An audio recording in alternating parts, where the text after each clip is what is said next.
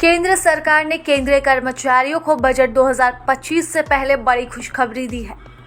दरअसल मोदी सरकार ने 8वें वेतन आयोग के गठन की मंजूरी दे दी है।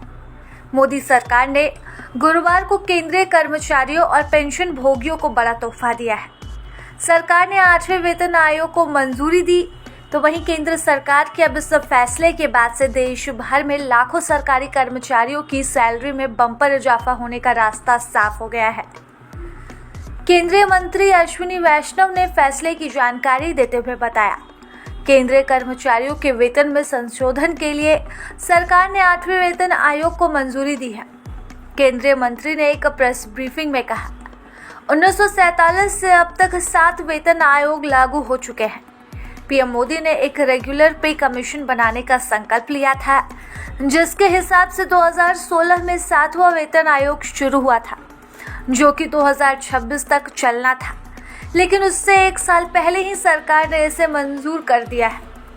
वेतन आयोग का गठन हर 10 साल में एक बार किया जाता है, ताकि कर्मचारियों के वेतन और रिटायर्ड कर्मचारियों को दी जाने वाली पेंशन में लगातार संशोधन करने की सिफारिश की जा सके। महंगाई समेत कई फैक्टर्स के हिसाब से सैलरी और पेंशन में इजाफा किया जाता है। आखिरी वेतन आयोग यानी कि 7वें वेतन आयोग का गठन पूर्व प्रधानमंत्री मनमोहन सिंह का नेतृत्व वाली सरकार ने 2014 में किया था। इसके बाद 2016 में सिफारिशों को मोदी सरकार ने लागू किया था। 7वें वेतन आयोग के पहले, चौथे, 5वें और 6ठे वेतन आयोगों का कार्यकाल भी 10-10 सालों का ही था। इसी वजह से सरकारी कर्मचारी काफी समय से 8वें वेतन आयोग के गठन की मांग कर रहे थे। संसद में भी 8वें वेतन आयोग को लेकर सवाल पूछा जा चुका था। हालांकि उस समय वित्त मंत्री पंकज चौधरी ने साफ किया था कि सरकार के पास फिलहाल 8वें वेतन आयोग के गठन के लिए कोई प्रस्ताव विचाराधीन नहीं है। इसके बाद all India state government employ federation ने पिछले महीने 2 टूक कहा था, अगर नए साल पर 8वें वेतन आयोग को लेकर उनकी मांगों को नहीं माना गया तो देशव्यापी प्रदर्शन होगा। इसके साथ ही national council joint consultative machinery ने भी केंद्रीय कैबिनेट सचिव को लेटर लिखकर तुरंत ही नए वेतन आयोग की मांग की थी। अब 8वां वेतन आयोग लागू किए जाने के बाद केंद्रीय कर्मचारियों की सैलरी में बम्पर इजाफा देखने को मिल सकता है। रिपोर्ट्स की माने तो इसके तहत फिटमेंट फैक्टर कम से कम 2.86 तय किया जा सकता है। अगर ऐसा होता है तो फिर कर्मचारियों की न्यूनतम बेसिक सैलरी में भी इसी हिसाब से बढ़ोतरी देखने को मिलेगी और ये 51,480 रुपये हो सकती है। गौरतलब है कि फिलहाल मिनिमम बेसिक सैलरी 18,000 रुपये है। इसके साथ ही इसी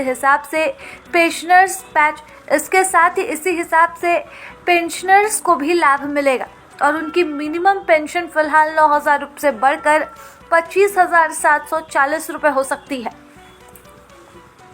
मैं साथियों इसके बाद में आता हूं, जो कैबिनेट में नहीं था फैसला, लेकिन आपकी जानकारी के लिए रखना चाहता हूं।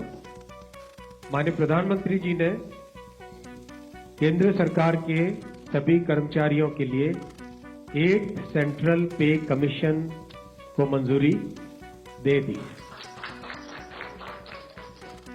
8 सेंट्रल पे कमीशन आप सब जानते हैं 1947 से अब तक 7 पे कमीशन हुए हैं और प्रधानमंत्री जी ने एक रेगुलर रिदम के साथ पे कमीशन बनाने का जो एक संकल्प लिया है, उसके हिसाब से 2016 में लास्ट पे कमीशन 7th पे कमीशन स्टार्ट हुआ था, तो 2026 में इसका टर्म कंप्लीट होता है। उससे वेल बिफोर 2025 में 8 पे कमीशन स्टैब्लिश करने से सफिशिएंट टाइम मिलेगा so that the recommendations can be received well before the completion of the period of 7th pay commission. प्रभातखबर.com, विश्वास वही, रफ्तार नहीं।